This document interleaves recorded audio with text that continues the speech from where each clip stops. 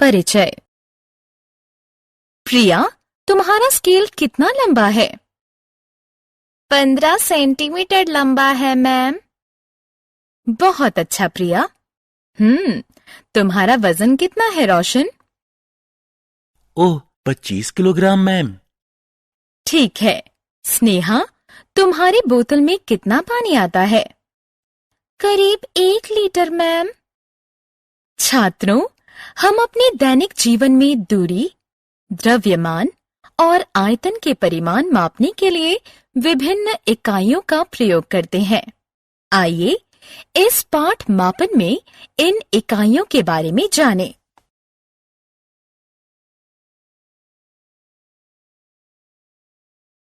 आओ सीखें।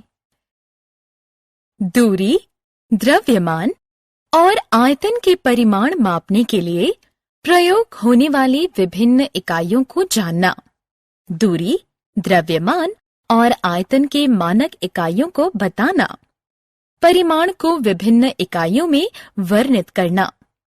विभिन्न इकाइयों को जोड़ना, घटाना और गुणा करना। रुपए का पैसे में और पैसे का रुपए में विनिमय करना।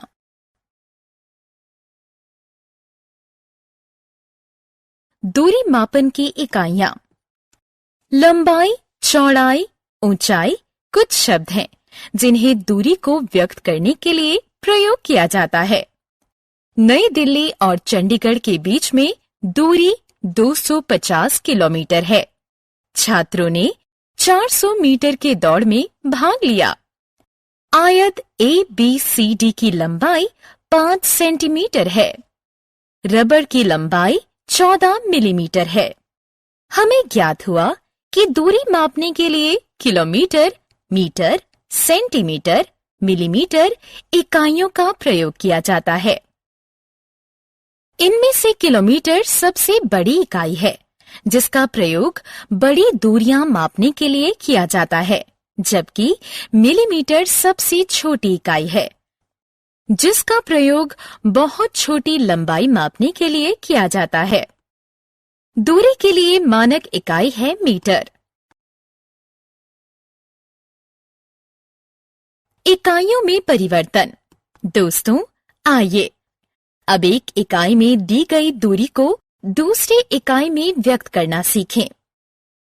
1 किलोमीटर में कम की दूरी को मापने के लिए 1 किलोमीटर को 1000 बराबर भागों में बांटा गया है और हर भाग को एक इकाई माना जाता है। इसे मीटर कहते हैं। हम कह सकते हैं कि 1000 मीटर 1 किलोमीटर के बराबर होता है। इसी तरह 1 मीटर को 100 बराबर भागों में बांटा गया है और हर भाग को एक इकाई माना जाता है। इसे सेंटीमीटर कहते हैं। अतः 1 मीटर 100 सेंटीमीटर के बराबर होता है। बॉक्स में सेंटीमीटर में दी गई दूरी को आप मिलीमीटर में कैसे बदलेंगे? जब 1 सेंटीमीटर को 10 बराबर भागों में बांटा जाता है तो इसके प्रत्येक भाग को 1 मिलीमीटर कहते हैं। इसका अर्थ है कि 1 सेंटीमीटर 10 मिलीमीटर के बराबर होता है।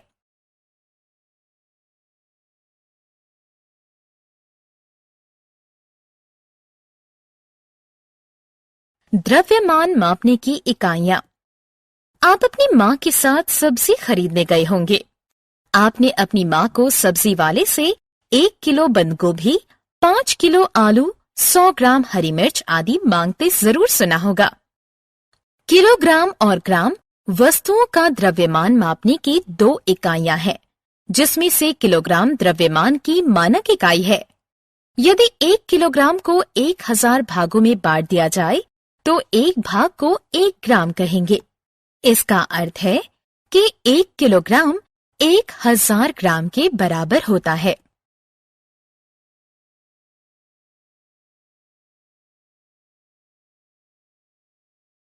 आयतन मापने की इकाइयां। आपके घर में रोज कितना दूध आता है? 1 लीटर, 2 लीटर या ज्यादा? पानी, दूध, रस इत्यादि तरल पदार्थों की धारिता को लीटर और मिलीलीटर में मापा जाता है। आयतन की मानक इकाई लीटर है।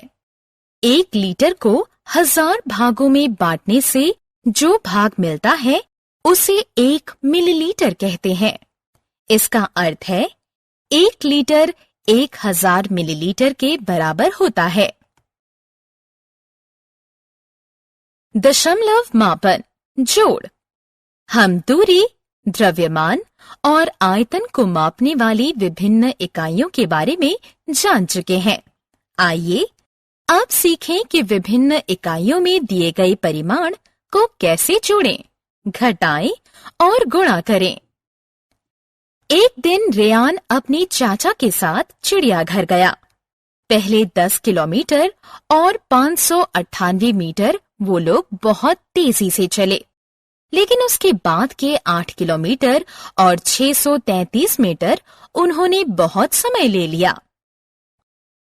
उन्होंने कुल कितनी दूरी तय की? रेयान और उसके चाचा द्वारा तय की गई कुल दूरी की गणना दोनों दूरियों को जोड़कर की जा सकती है। पहले 2 स्तंभ बनाएं। पहले स्तंभ में किलोमीटर के लिए किमी लिखें और दूसरे स्तंभ में मीटर के लिए मी लिखें। किमी के नीचे 10 लिखिए और मी के नीचे 598 लिखिए। 10 के नीचे 8 लिखिए और 598 के नीचे 633 लिखिए। अब जोड़िए। 598 और 633 का योग है 1231 मीटर, जो कि 1 किलोमीटर 231 मीटर के बराबर है। अतः 1 किलोमीटर 18 किलोमीटर में जोड़ दिया गया है।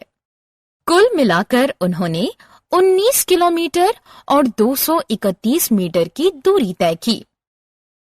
इसी तरह हम विभिन्न इकाइयों में दिए गए परिमाण को जोड़ सकते हैं।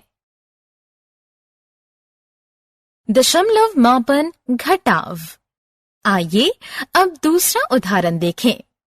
एक ट्रक में 538 किलोग्राम और 177 ग्राम अनाज है और दूसरे में 219 किलोग्राम और 538 ग्राम अनाज है। पहले ट्रक में कितना भार ज्यादा है? हम पहले माप से दूसरे माप को घटाकर पहले ट्रक के अतिरिक्त भार जान सकते हैं। उसी विधि का प्रयोग करें जो हमने जोड़ के लिए करी थी। 538 ग्राम को 177 ग्राम से घटाया नहीं जा सकता। अतः 538 ग्राम से 1 किलोग्राम ऋण लिया है। इसे ग्राम में परिवर्तित करके 177 ग्राम से जोड़ दिया तो ये 1177 ग्राम हो गया। 1177 ग्राम से 538 ग्राम घटाने पर 639 ग्राम बचा, जबकि 537 किलोग्राम से 219 किलोग्राम को घटाया तो 318 किलोग्राम बचा। अतः पहले ट्रक में 318 किलोग्राम और 639 ग्राम अतिरिक्त भार है। दशमलव मापन गुणन। गुणन। राज के परिवार में प्रतिदिन 2 लीटर और 500 मिलीलीटर दूध की खपत है। इस परिवार द्वारा 14 दिन में कितनी दूध की खपत कर ली जाएगी? 2 लीटर और 500 मिलीलीटर को 14 से गुणा करने पर हमें 28 लीटर और 7000 मिलीलीटर प्राप्त हुआ। क्योंकि 1000 मिलीलीटर 1 लीटर के बराबर होता है, इसलिए 7000 मिलीलीटर 7 लीटर के बराबर हुआ। इस 7 लीटर को 28 लीटर में जोड़ें। अतः 14 दिनों में राज का परिवार 35 लीटर दूध की खपत करेगा।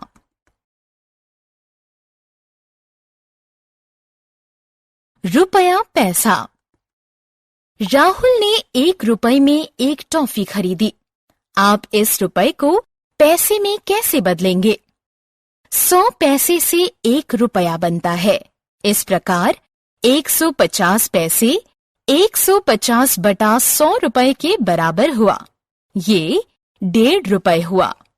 अतः हम पैसे को रुपए में बदलने के लिए उसको 100 से भाग देते हैं। 1.75 रुपए को आप पैसे में कैसे बदलेंगे? 1.75 को 100 से गुणा करके हमें 175 प्राप्त होते हैं। हमने क्या चर्चा की? दूरी मापने के लिए किलोमीटर, मीटर, सेंटीमीटर, मिलीमीटर इकाइयों का प्रयोग किया जाता है। इनमें से मीटर दूरी मापने की मानक इकाई है। किलोग्राम और ग्राम वस्तुओं के द्रव्यमान मापने की 2 इकाइयां हैं, जिसमें से किलोग्राम द्रव्यमान मापने की मानक इकाई है। तरल पदार्थों के आयतन को लीटर या मिलीलीटर में मापते हैं। लीटर आयतन की मानक इकाई है।